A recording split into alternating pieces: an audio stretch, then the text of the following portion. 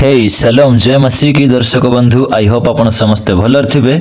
दर्शक बंधु आज वीडियो अति गुरुत्वपूर्ण होगा जाऊ अच्छी सो आपण समस्ते आज वीडियो अंत पर्यंत देखंतु। हाँ दर्शक बंधु अनेक लोक शिव को ईश्वर बोली मानुछंती। आम तौर पे ईश्वर कहले आम हिंदू धर्म शिव को ही बुझी थाउ एंड अनेक लोक शिव को ही ईश्वर मानती। हाँ दर्शक बंधु अनेक लोक शिव को पूजा करती, शिव को ऊपर आस्था रखती एंड प्रत्येक शनिवार एंड प्रत्येक सोमवार से माने जाई शिव मंदिर रे उपस्थित हेई थांती एंड प्रत्येक सोमवार से माने जाई शिव लिंग रे पानी चढ़ाई थांती। तो दर्शक बंधु मु आज आपण मानक कहबी जे जो शिव लिंग रे आमे पानी चढ़ाउछु से शिवलिंग वास्तव रे कोन से शिवलिंग शिवंकर उपस्थिंद्र यानी शिवंकर प्राइवेट पार्ट ना से शिवलिंग शिवंकर प्रतीक। जिते बेले आमे ए विषय डिस्कस करू अनेक लोक कही थांती नुह नुह नुह नुह शिवलिंगर अर्थ शिवंकर विनाश या फिर शिवंकर उपस्थिंद्र नुह किंतु किंतु किंतु किंतु ता शिवंकर प्रतीक। तो दर्शक बंधु यह सेमानंकर दावा केते परसेंट दुरुस्त माने पुराण शास्त्र अनुसार देखिबा। हाँ दर्शक बंधु मु जो जो विषय कहबी ता मु मो निज ठारू कहबिनी, मु निज ठारू कहिले ता विवाद हे जिवो किंतु आमे माने शास्त्र आधारित देखिबा। शास्त्र जहा कहूछि आमे ताहा सुनिबा, शास्त्र जहा कहबो आज मैं वीडियो रे ताहा ही आपण माननको सम्मुख रे प्रकाश करिवि। तो दर्शक बंधु मो हस्तरे अच्छी श्रीमद देवी भगवत महापुराण पंचम स्कंद अध्याय नंबर 19 तार श्लोक नंबर 19 एठारे किछि एपरि भाबरे लेखा हेछि। एठारे भगवान शिवं को विषय उल्लेख करा जाए, हे माता संपूर्ण संसार में ये बात प्रसिद्ध है कि भृगु मुनि के कानन में गए हुए भगवान शिव का लिंग मुनि के सांप के कारण कटकर पृथ्वी पर गिर पड़ा था।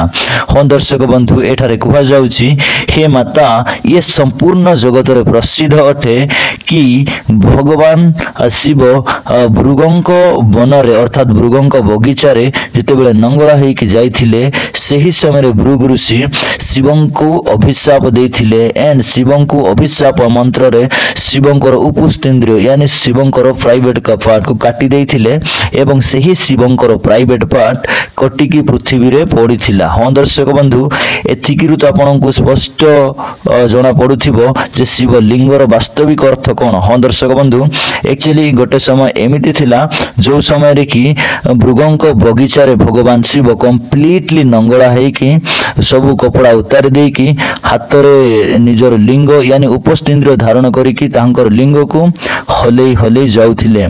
सेटा भृगु मुनि ऋषि पत्नी गण निकट को जाउथिले।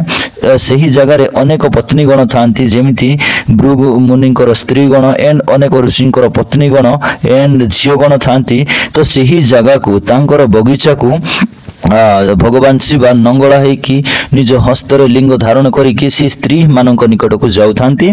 तो सही समय रे महात्मा भृगु ऋषि जिते बेले देखुछंती शिव एपरि जघन्य अपराध करूछंती से सब कपड़ा उतारी दे कि निज हस्तरे उपस्थित अर्थात विनाश धारण करिकि से स्त्री मानक निकट को जाउछंती। तो ताहा देखि भृगु मुनि क्रोध पूर्वक शिवं को अभिशाप दे देले। अभिशाप द्वारा शिवंकर सही लिंग पृथ्वी पृष्ठ रे पड़ीथिला। हाँ दर्शक बंधु एथिकिरु आपण स्पष्ट जानि पारुथिबे जे वास्तव रे शिव लिंग अर्थ कोन। हाँ दर्शक बंधु शिव पुराण रे विस्तारित भाव रे मेंशन करा हेछि, मु नेक्स्ट वीडियो रे बनेइबी। शिव पुराण रे भलो भाव रे विस्तृत भाव रे सेटा दिया जाइछि जे शिवंकर लिंग केमिति काटिला।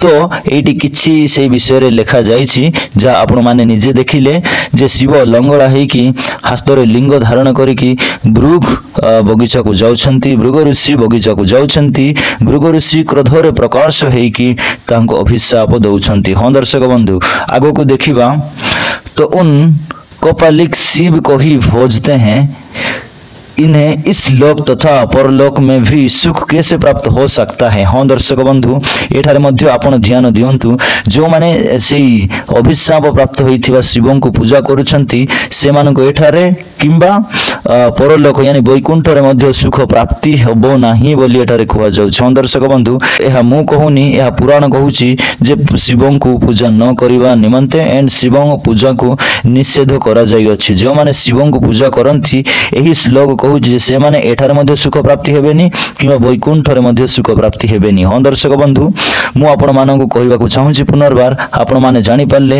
कि शिवलिंगर वास्तविक अर्थ कोन ता शिवंकर उपस्थिंद्रिय छड़ा ता किछि हेई पारिबो नाही। हां दर्शक बंधु आपण एठार ध्यान दियंतु कोन ईश्वरंकर स्वभाव एपरि जे कोन ईश्वर लंगड़ा हेई कि को स्त्री मानक निकट को जाई कि स्त्री मानक सम्मुख रे लिंग होलेइबे यह कोन ईश्वरंकर गुण नाही। दर्शक बंधु यह ईश्वरंकर गुण हेई पारिबो नाही। शिव ईश्वर नुहंती। हां दर्शक बंधु बिकॉज यह करिबा महापाप अटे एपरि जघन्य अपराध करिया महापाप कुहा जाई अछि। हां दर्शक बंधु एटा आपण देखि पारले शिव निजे स्त्री मानक निकट को जाउछंती भृगु कानन को जाउछंती जद्वारा भृगु मुनि अभिशाप दउछंती। हां दर्शक बंधु एपरि पापी भगवान केबे ईश्वर हेई पारंती नाही जे कि कुकर्म करूछंती। जदि शिव आजिका डेट रे थांता ताहेले आर्टिकल 276 तहत यानी बेविचार आरोप रे तांको गिरफ्तार करा जाई थांते। हां दर्शक बंधु मु आपण समस्त कहबाकू चाहे एई जेतिकी भी तमाम भगवान गुडा कोछंती से माने समस्त पाप करूछंती बलात्कार करूछंती केवल यीशु ख्रीष्ट ही सत्य ओ जीवंत परमेश्वर से केबे पाप करि नाहंती। हां दर्शक बंधु परमेश्वर पवित्र अटंती से पवित्र परमेश्वर केबे पाप करंती नाही।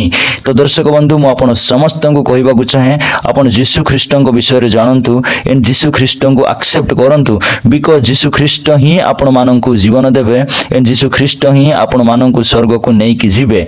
तो दर्शक बंधु एटारे कुहा गला जो माने शिवଙ୍କୁ पूजा करंती से माने एही पृथ्वी रे कि पर वैकुंठ रे मध्य से माने सुख प्राप्ति हेबेनी अर्थात डायरेक्ट एठारे शिव पूजा निषेध करा जाउ अछि। तो मु आपण समस्त को कहू अछि आपण आसंतु यीशु ख्रीष्ट को थरे अपना हृदय खोली दियंतु सही सत्य परमेश्वर आपण मानकु हृदय रे शांति देबे एंड आपण मानक मुक्ति करिवे एंड आपण मानकु स्वर्ग राज्य रे नै कि जिबे। हां दर्शक बंधु आई होप आपण समस्त बुझिथिबे।